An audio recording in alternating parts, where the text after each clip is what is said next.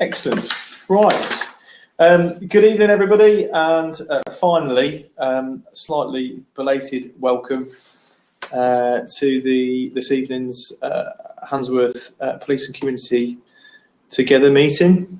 We've just had some slight technical issues with our laptop updating and trying to get the microphone working, but that is all sorted now. We've advertised the new link to the meeting via Twitter, so fingers crossed people will now be able to join us. It's just gone 7:05, and we'll crack on from here, I think. So good evening, everybody. We are recording, which is great, and thanks for joining us tonight, both in person at Handsworth Rookery Road Fire Station, and also to everyone that's going to join us online tonight. Really appreciate it. For those of you who don't know me, my name's Simon Williams, and I'm the local police sergeant for Handsworth Wood Ward, and I'm joined tonight by Councillor Narinda Corcuna, one of the councillors for Handsworth Wood Ward. Lovely, thank you very much. We've also got in the room with us tonight PC Mark Willis, who is going to act as the facilitator for tonight's meeting. What does a facilitator do? Really good question. Mark has got his fingers poised on Twitter, and he'll be live tweeting the meeting as well. If you have got any questions, you can either ask them on here, type your question, or you can send it through on Twitter using the hashtag AskHWW, Ask Handsworth Wood. So if you've got any questions, just send them through to us, please. Thank you to the fire service tonight for letting us use their venue and their Wi-Fi, which is up and running. Fantastic. And can I just remind everyone that's in the room tonight, because we have been joined by members of the public as well, that the meeting's live. It's been streamed online. So if you've got any questions or comments to make, let's just anonymise any names or specific addresses. We can always talk about those in a bit more detail after we've gone offline. Okay, right. The agenda for tonight is I'm just going to go through what our current policing priorities are for Birmingham West and Central and Handsworth Wood as a ward, and give you some updates on our priorities from last time out, which was the end of September, and some good news stories, which we've got quite a lot of. The fire service were going to be to give us some updates on their activities as the darker nights come and the work that they're doing, but unfortunately they can't join us this evening. They will be here next time. And then really it's over to you guys to ask any questions that you want to ask of the councillor and myself, and those of you who've joined us online, your opportunity to ask us any questions. Okay, lovely. Right, I'm going to jump right in then and talk about the current priorities. Haven't changed very much for Birmingham West and Central as a local policing unit. They are still very much focused around public place violence, robbery and burglary. Burglary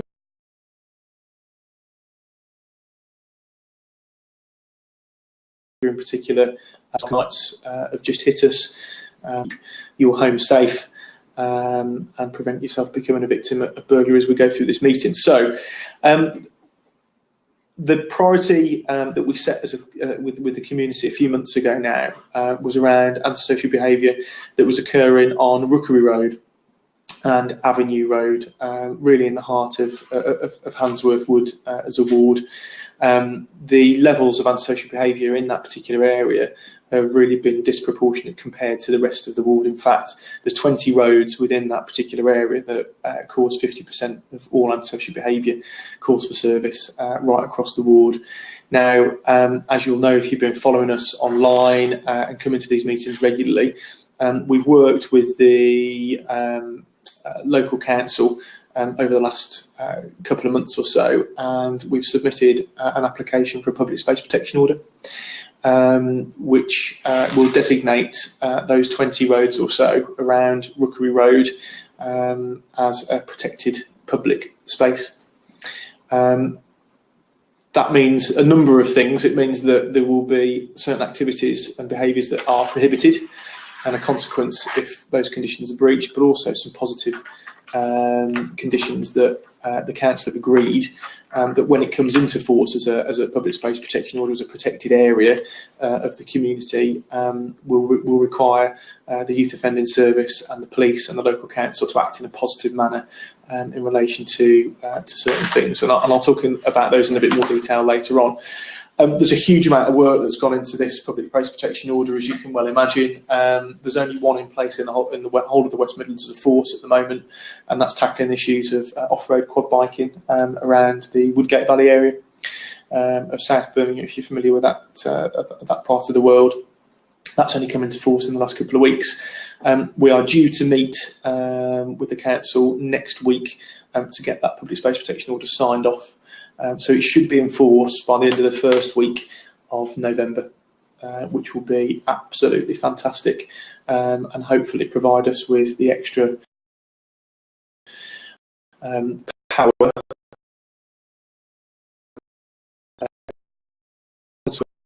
we need really to try and nip that in this place to be for people who live in the area, for people who work there, run a business there, and people who come into that community to do the shopping and engage with the local community down there. So as I said, we've done huge amounts of work as a team, lots of public consultations gone into that, and we should have more to tell you in terms of the date that goes live within the next week or two. Could you just share with the public, in terms of the public space order, exactly when that can be applied so that people know when you could use that? Yeah, I mean, the public space protection order, that bit of legislation comes from the new police crime and antisocial behaviour bill that was passed through Parliament last year. What it provides is extra powers to the police and local council, actually, to try and target and reduce incidents of antisocial behaviour, but not just antisocial behaviour. It can be absolutely anything. The things that we're going to ask for are the ability to disperse groups of 3 or more who are acting in a manner that's likely to cause antisocial behaviour, and the behaviours there are too many to list in this meeting today. They range from spitting in the street to drunken behaviour, to shouting, causing noise, threatening, intimidating people. We are looking at potentially having a condition that bans the sale of high-strength alcohol from off licences in that particular area, and I'm talking about the really high-strength cans of lager that you get hold of. 7, 8, 9, 10% plus alcohol. That's a driver for violent crime in the area. We're also looking at having a condition that prohibits the sale of legal highs from any shop or store or in that particular area as well.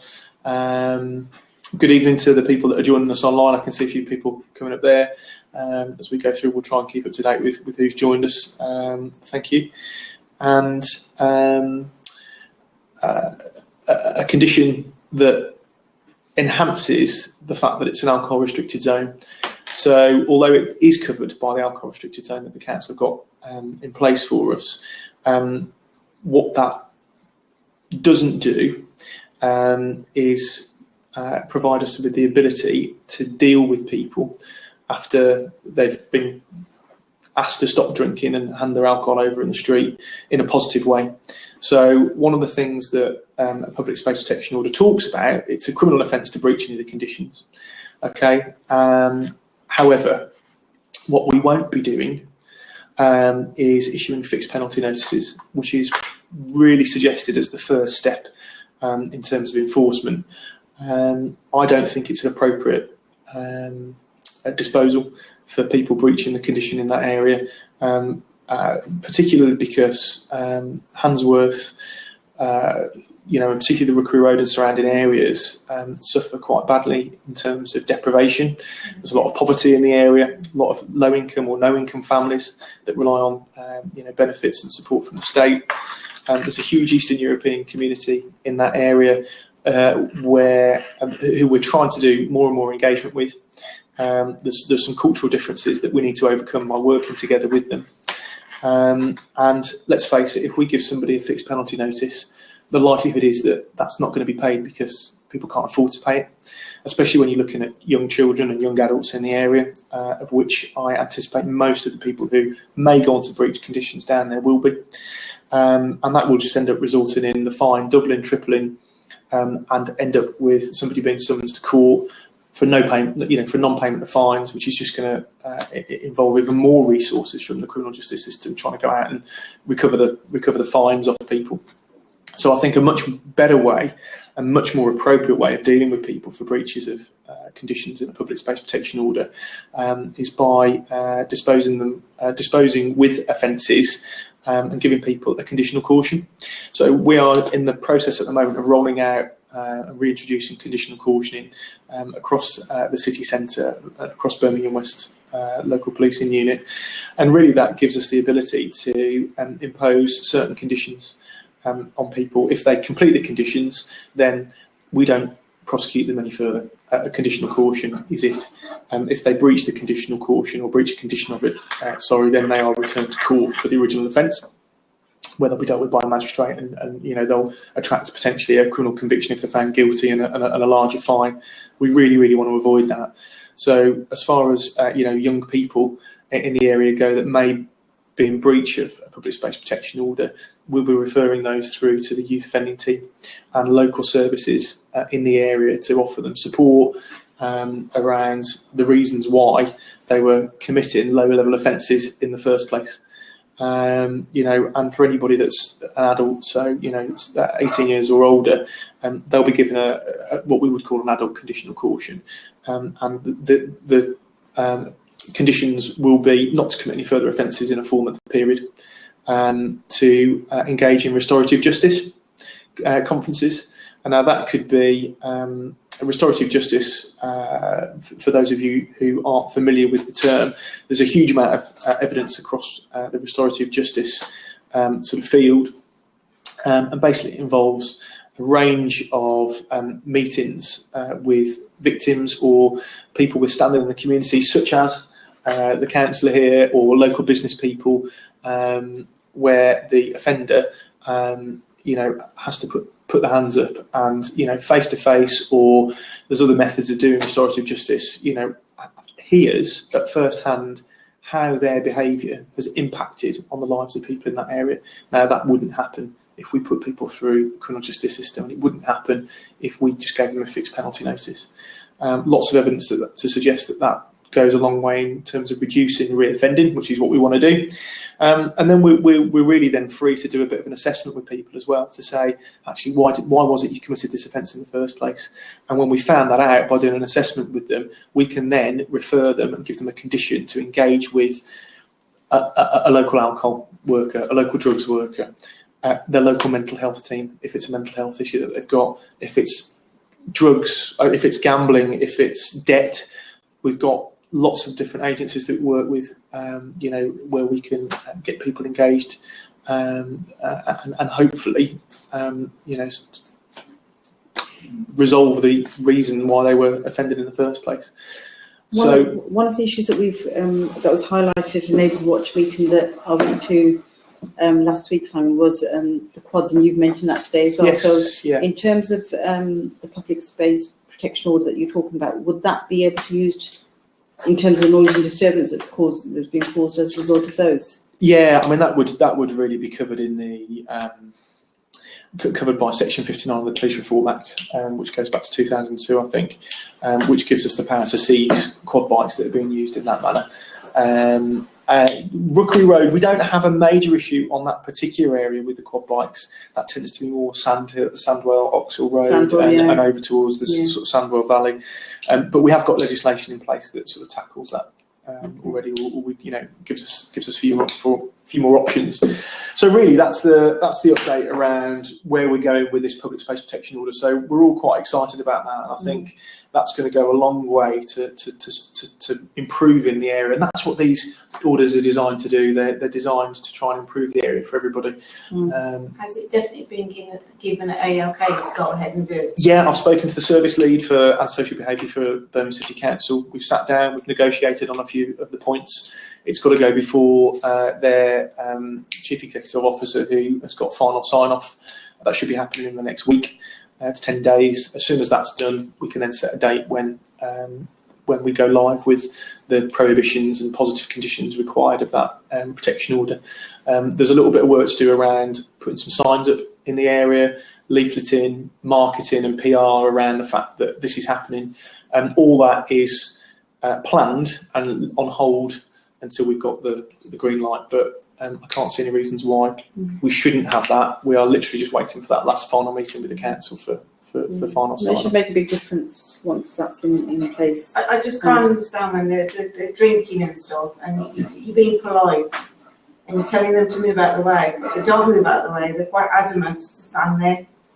And I had an incident a couple of weeks ago, and one of them, I says, "Is that your van parked where I live?" He says, "Yes, it is." I said, "Well, can you move it?" He says, "You need to say please to me." And I says, "I need to say please to you." I says, "I need you to move your van." Right? And he said, "No, I'm not going to move it." He says, "You've got no manners." He says, "You need to go back to your country." And I thought, that's another. So the situation is escalating.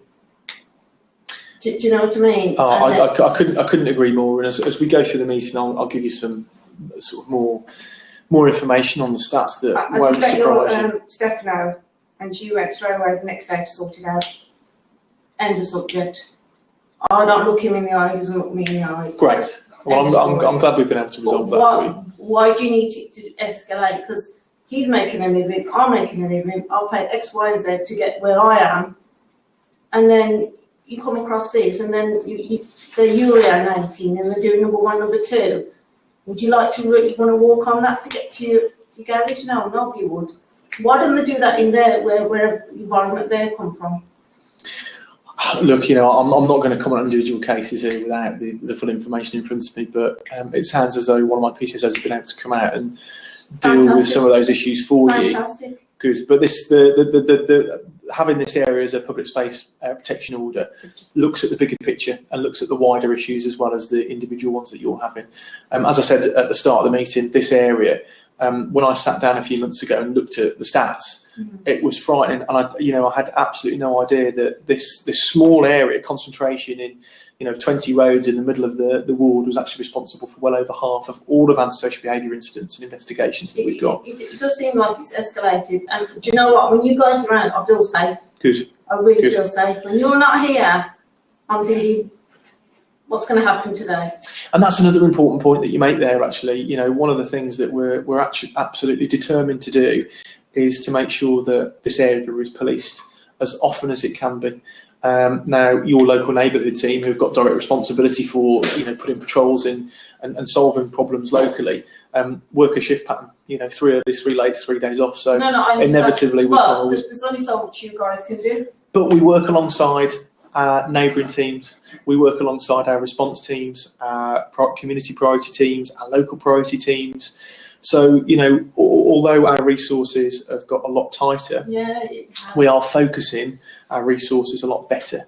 And we've put a bid in, for staff to be aware of that area and actually be tasked when we're not on duty of being responsible for patrolling that. So my plan is that you should have a better coverage of cops covering the Rookery Road area for at least the next 6 months or so. We've applied for the orders to be in place for 3 years. I anticipate will be authorised for 2 initially, but we'll see. It's just like you say. Sometimes they want the trouble, and you want to walk away from it, but it's very hard to walk away from it sometimes. I know. Okay, if you don't mind, I'm going to move on to the next bit, and then we can come on to any individual issues a bit later on.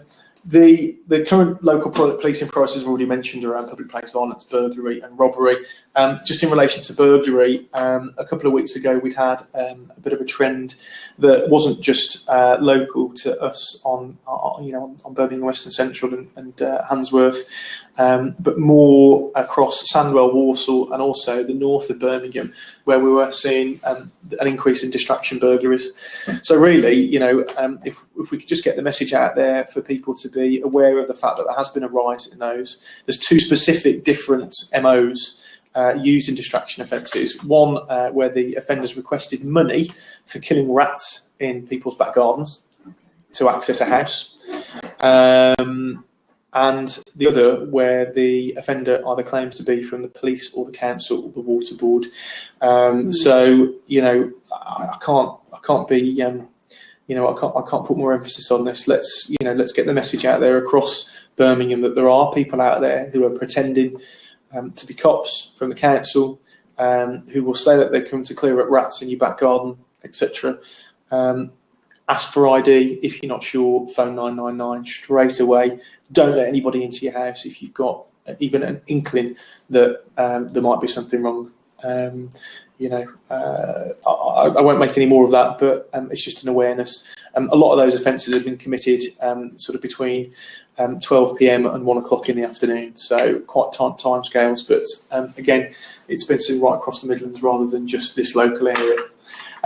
Right, good news stories before I go on to crime. We've got quite a few to rattle through, and I will make this brief. But the team did a drugs warrant at Oxhill Road at the start of the month, where there was a full cannabis setup, and around about £220,000 worth of cannabis was seized from the address. So the £220,000 refers to what would have been a street value had it reached the streets. So that's fantastic news. Really pleased with that. We have been doing a lot more targeted, what we call hotspot patrols.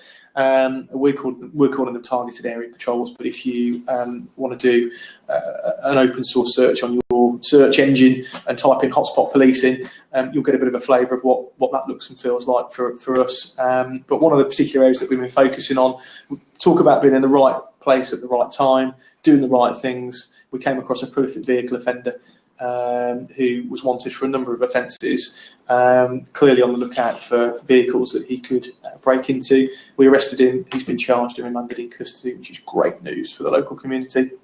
I've already talked about the public space protection order, so I won't rattle on about that anymore. We've also worked with Aspect Housing over the last couple of weeks or so, and there was a troublesome address on Newcombe Road, which is in the heart of that PSPO zone as it will become, just off Rookery Road, and we had a couple of troubling tenants, and I'm being really polite when I say troubling tenants, to say the least. Anyway, they've moved on, and that should alleviate a lot of the issues from that particular address on Newcombe Road for us, which would be good. We had a number of caravans and vehicles from the travelling community arrive at Hilltop Park a couple of weeks ago, or probably less than 2 weeks ago actually, that caused a degree of tension in the area with local residents, and a real fear that there could be problems that was reported to us from the local community. We did our absolute best to engage with that particular community and work with the council, where we gave them a common law notice to move on from Hilltop Park. That happened fairly quickly, within the space of 3 or 4 days. They then moved on to another site around the corner, which is known as Hampstead Pavilions, opposite where the Garden Gate pub is. And straight away we went in there with and used our powers under Section 61 of the Criminal Justice and Public Order Act. I think that's 1994 off the top of my head. Not that matters. Either way, the local community was, reassured that they were moved on and have gone to a more appropriate site somewhere else in the Midlands region. So, can I just add on to that one? They did also after that try to access Perry Park as well, but the council were proactive in terms of ensuring that they didn't gain access to any of the other local parks. So there was sort of like some stones that were, I think, 100 ton of stone that was sort of like delivered in time to stop them gaining access, to stop the caravans going through. So luckily they've moved on elsewhere, so they're not within our ward anymore. Yeah, I know. I'm not gonna talk about this for too long, but I think we just, one of the reasons why we didn't use our Section 61 powers initially was really because we have to bear in mind that the travelling community are just that. They are a travelling community.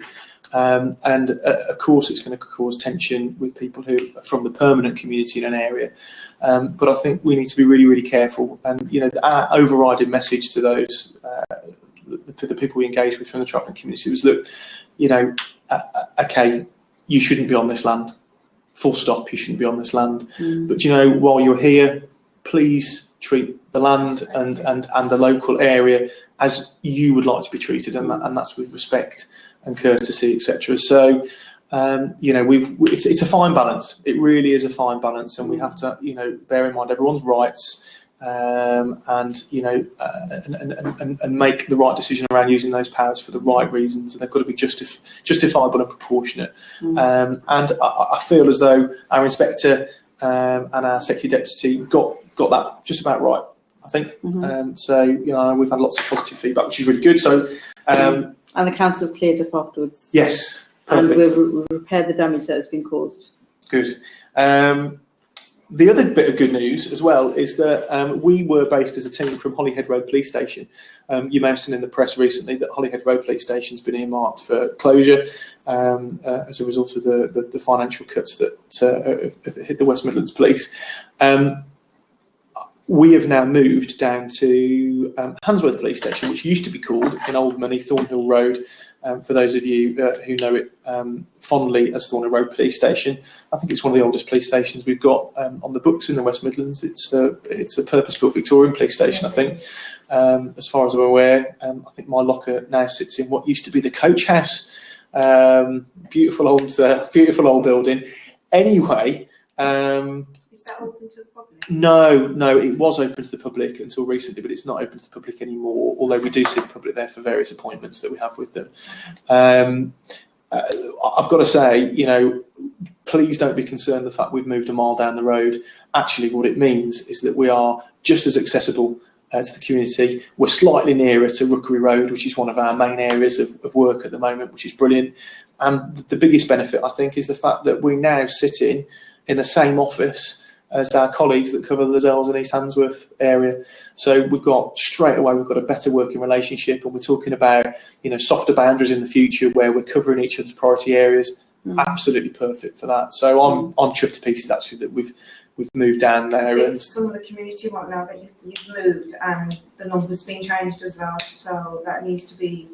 Yeah, we've started to advertise that fact, and we've changed everything on our external website and what have you. So we'll continue to push that message out. So happy days. Right, the last bit of good news. Literally a few days ago, we had there was a car that crashed into a community centre on Oxhill Road. Some of my officers responded and detained the driver, who was very, very, very intoxicated. He was arrested and dealt with, as you can imagine, appropriately through the criminal justice system. So, he wasn't able to leave the scene without being held accountable for that. So it's really, really good. Good little arrest there.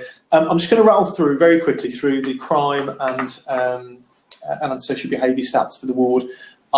You can make stats sound exactly how you want them to sound, can't you? So I'll try to put a bit of context around everything as I go through. In terms of burglary dwelling, although it's a priority for Birmingham West and Central as a local policing unit, we are looking really, really healthy compared to this time last year as Handsworth Wood as a ward. The darker nights are upon us. There's a huge Asian community that live around Handsworth Wood in particular, and last year they were really targeted for Asian gold and other valuables. Now, we've done quite a lot of work, and we talked about this very quickly before the meeting. We've managed to set up some new neighbourhood watches that are just getting on their feet and need a little bit of work to get them all singing or dancing. Neighbourhood watch is something that we will absolutely continue to push across that particular area, and get sort of try and mobilise the community almost to become more active in reducing crime and reporting suspicious people and incidents to us, which is what it's all about, really. Didn't Peel say that the police are the public and the public are the police? I'm sure we did. Anyway, we're showing a nearly 70% reduction in burglary compared to this time or this month last year, which is great. And across the course of the year, so looking at April onwards, we're just under 40% down on burglaries, which means we've had 32 fewer victims of that particular offence, which I think is credit to some of the work that the team have done over the last few months. Quite a big, massive Brillardo. Yes, yeah, it's called an A-frame, big trailer with a message. You've seen that, good. That's having an impact already. Yeah. Good stuff. Look, the only real advice really is if you're going out, leave your lights on, lock your house up, and leave the TV or radio on. It will cost you next to nothing, but it will make somebody who's trying to get into your house think twice. Yeah. Leave TalkSport on, leave BBC Radio 2 on, or whatever you want to leave on, but it just appears as though there's somebody in there, and if they can hear voices talking, they will think twice about that. There's also the findings from the England and Wales crime survey, which was a 20-year study done by a guy called Professor Nick Tilley. The study was based on some work he'd done in Nottingham. But really, there's 4 ways that you can try and that were found to be the most effective in preventing your house being burgled, and that was to have extra window locks on your windows, which cost very, very little from your local hardware store. So put extra window locks on. Put your lights or lamps on internal timers. Again, timer switches cost next to nothing. You're talking about pounds or pence online, and you'll find those. If you've got your front and back doors, they need to be deadlocking. So if you've got the old wooden type doors maybe, or UPVC doors that are a bit older, if you can afford to, or do whatever you can to try and get them replaced. If you're in rented accommodation or whatever, have a conversation with your landlord and, try and convince them to put a deadlocking door on, and that will go a long way in stopping people getting in. And put some external lights up as well that are on a sensor. You can get solar ones for about 10 quid online. I've got some myself at my own house, but you can also get ones that are powered through, your mains electric, which are probably slightly more expensive to get put up if you haven't got the wiring in and everything like that. But again, it's all stuff that's fairly cheap to do, but just stop and think about it. And now's the time of year to start thinking about and reviewing the security for your house, because the darker nights are here, and they're here to stay for the next few months, aren't they? So there you go. Okay, cool. That's burglary. Robbery is slightly concerning. And we aren't in as good a position around robbery offences, I'll be totally honest. We've had 1 extra offence this month compared to this time last year. So we're up from 3 offences to 4. And across the course of the year, we're 10 offences up. So we've seen 10 more victims of robbery than this time last year. Now, I've got to say, whilst there are certain offenders and people being investigated for that, these are spread right across Handsworth as a ward. And some of them are robberies that take place in a dwelling, and they are people that are known to each other. So although it looks worrying that there are 10 extra offences since April, actually some of those are people who are known to each other, and let's just say aren't from the greatest current backgrounds in terms of it tends to revolve around drugs, debts, etc. Without going into loads of detail, probably. Again, personal safety, be aware of your surroundings, guys. Don't wear headphones. Don't walk around looking at your mobile phone, which I constantly see people doing. If you're looking at this, you're not focused on what's around you. And never mind the fact that, you might leave yourself open to being robbed or removed your phone that's in front of you. Also, you've got roads to cross when you're walking. There are other pedestrians around. And, the last thing we want is anyone getting hurt by a car.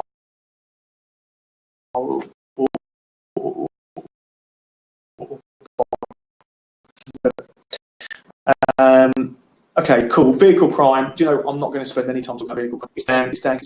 Look, if you're going to park your car up, click it, check it. We've all got a fob with a immobiliser on these days. But if you click it, check it, make sure your door's locked, and don't leave anything on display that someone might want to nick. Yeah. Basically, simple as that. Okay. And try and leave it in well-lit areas. Violent crime. Violent crime, as you heard, public places, violence is one of the priorities for us to try and reduce. It really is spread across the board. With no crime this year than we'd had last, and it's something that we're really serious about trying to target and reduce. There's all sorts of work going on to understand exactly what that looks like, which isn't for this meeting now because obviously time's ticking. But safe to say, any people that we do come across who are offenders or victims of violent crime are being referred to the appropriate agencies and given as much support as we possibly can. The last thing I want to talk about really, other than total recorded crime, which isn't looking too bad, is antisocial behaviour.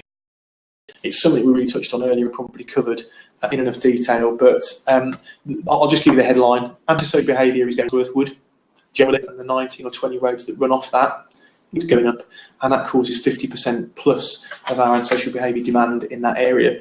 Really, really, really important that we get that public space protection order in place and start policing it and start reducing the demand and the issues the community in that area are faced with. Total recorded crime, we're 2.6% up compared to this time last year, which is 19 and more offences. That's absolutely everything that happens in the ward, you know, from a simple pack of biscuits being stolen out of a shop to really serious violent offences and everything in between. Having said that, this month we've held, so it's going in the right direction, which is good. Look, if you are watching and if you're in the Handsworth Wood area, if you see any antisocial behaviour or crime or suspicious incidents, get on the phone, report it to us. You can tweet us to let us know about issues, although that's not the preferred way. But do follow us on Twitter at Handsworth Wood NPT, 101 or 999 if it's an emergency. If you are online tonight, you can ask us questions via Twitter. If you want to, using the hashtag AskHWW. PC Mark Willis is at the other end of the room tonight, and he's got his fingers busily typing away and updating the stuff that we're talking about. Really, the floor is yours now for the next 15-20 minutes. I know I've rattled on for probably a bit longer than I wanted to, and we were scuppered by technology at the start of the meeting, but we got there eventually. It's over to you. We've got a local resident with us tonight. Have you got any particular questions that you'd like to put to us? And in a minute, I'll go across to Mark and see whether we've got any questions from the online community. The only question I want to ask, I'll ask you in Mirinda. You know Almonds Road, and you have access back of the alleyway. There's always people parking there. Obviously, there's a white line there. Almonds Road. Yeah. You know, Albert Road. No. Almonds Road. Elmhurst. Okay. Sorry. Okay, Elmhurst Road. Yeah. Yeah. You've got like a white line by the alleyway. You know where the dentist is. Yes. Yeah. And there's like a white line there. Yes. People always park there. Obviously, they shouldn't be parking there. I always have trouble to get in and out. Then I'm waiting there for about 15-20 minutes, getting somebody to say, well, whose car is it? Whose car is it? And I don't want to mention nationalities, but I'm sure you can guess. And I'm waiting for them to move the car. Can't we do anything or anything like that? That's a police issue. Well, it's interesting you say that, actually. Look, you know, obstruction offences are absolutely, they're a joint police and council issue, actually, I would suggest. But you guys are not always So what are they obstructing? The alleyway, the entrance to the back? And are they actually residents? parking on the line. Okay. So when I'm doing shifts and stuff and I want to get in or get out, I don't know. Is there a dropped curb in terms of Yes, you getting there is. access? Yes, There is. there is. So if they're causing an obstruction and it's a dropped curb, I believe you can report them to the police, and they can be ticketed, couldn't they? yes. For causing it. And obviously, if you do it once, it acts as a deterrent. So if they're doing it on a regular basis, you've asked them and they're not moving it, I would suggest that maybe you give the police a call. And what am I supposed to do with the police? They're not there 24/7, 7 days a week, and I need to get my car out and someone's parked there. So I'm running around asking whose car it is, and then 10 minutes later they decide to move it, which they think it's very funny, but at the same time it's frustrating me. yeah, when I understand. Yeah. I want them to move it. Have you got the registration? I have given registrations in. After this meeting, Right. if you can provide PC Mark Willis with the details, or arrange to get in touch at another time to pass those details, there are things that we can do. That sounds like a persistent obstruction to Do you me. want So to take photos for proof and stuff? no, that's not necessarily. That's not necessary for now. But we can go and deal with that. What I was going to say was that look, you all know that policing resources are Yes. dwindling, and That's what I they're just getting less. mentioned.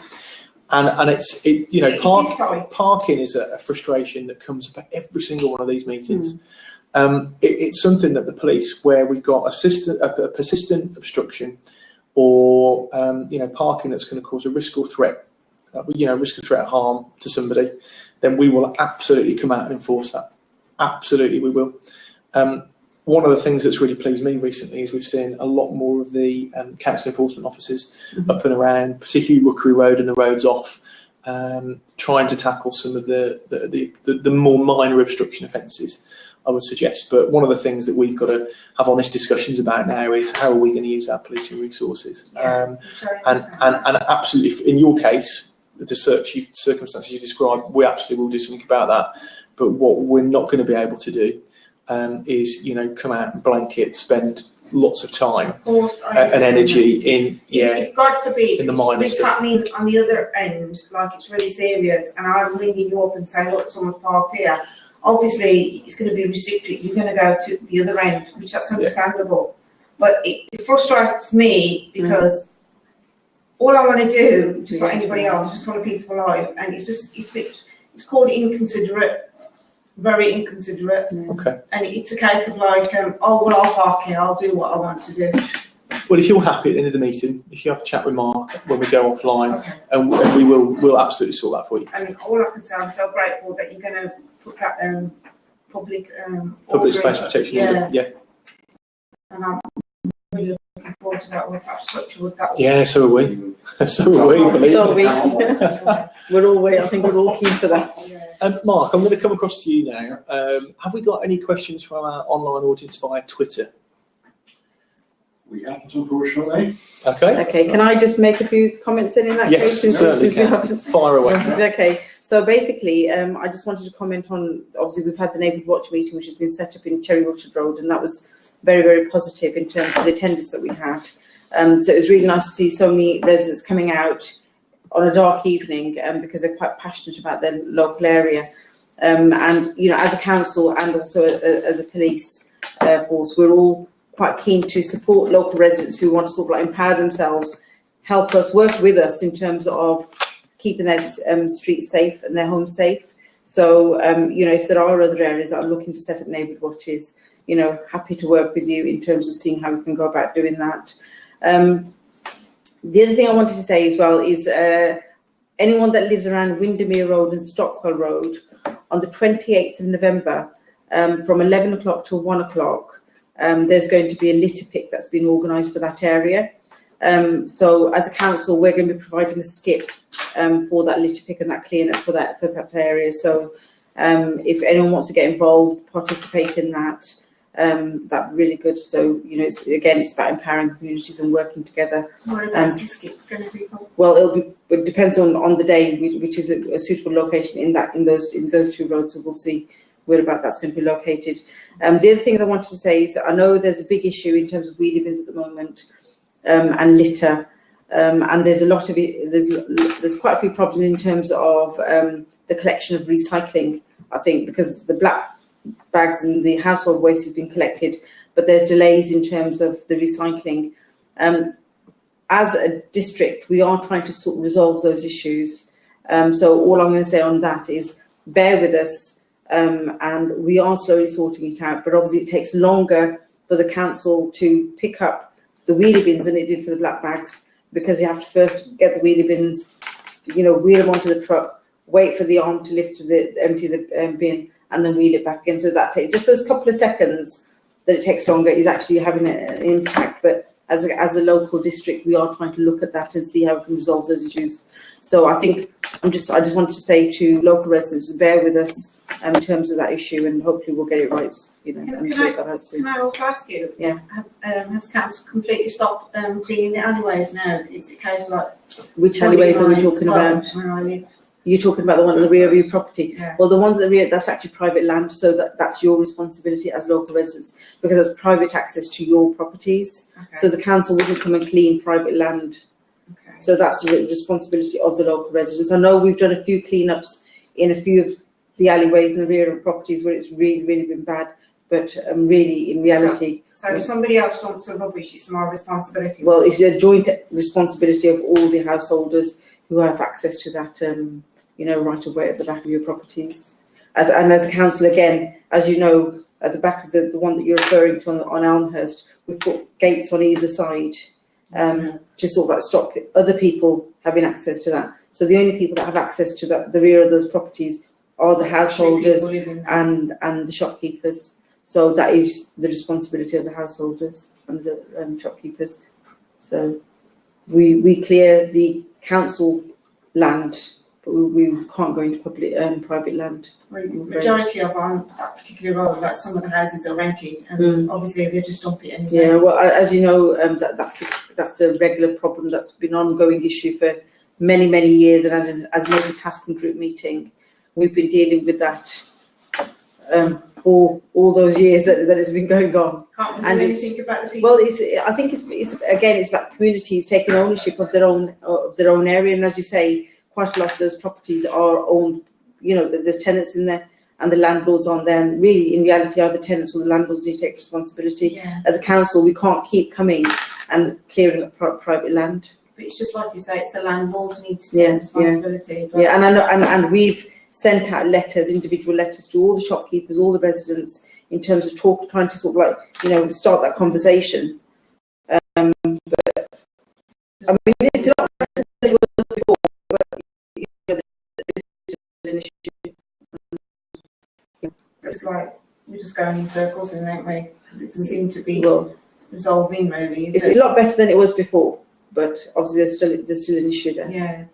Yeah. I think once the public place protection order comes in as well, we'll be able to move on a lot of the people that hang around that particular entryway there, because I've seen that the majority of that is beer cans and bottles, isn't it? That people drop there. Well, no, I mean, I think we even get furniture there, because sometimes if one tenant's moving out, they'll empty the house, the old furniture, they'll just stick it in the alleyway. So we get all sorts. And I have phoned the council to say, look, I know that this person's done it, but I've never seen them come out and say, yeah, we'll do something about it. Yeah, I mean, I've personally been there. Notice up, and I've actually rang them and I've got proof, because I've had a letter come through to my door to say, like, I know who's done it. Is this such and such and such a person?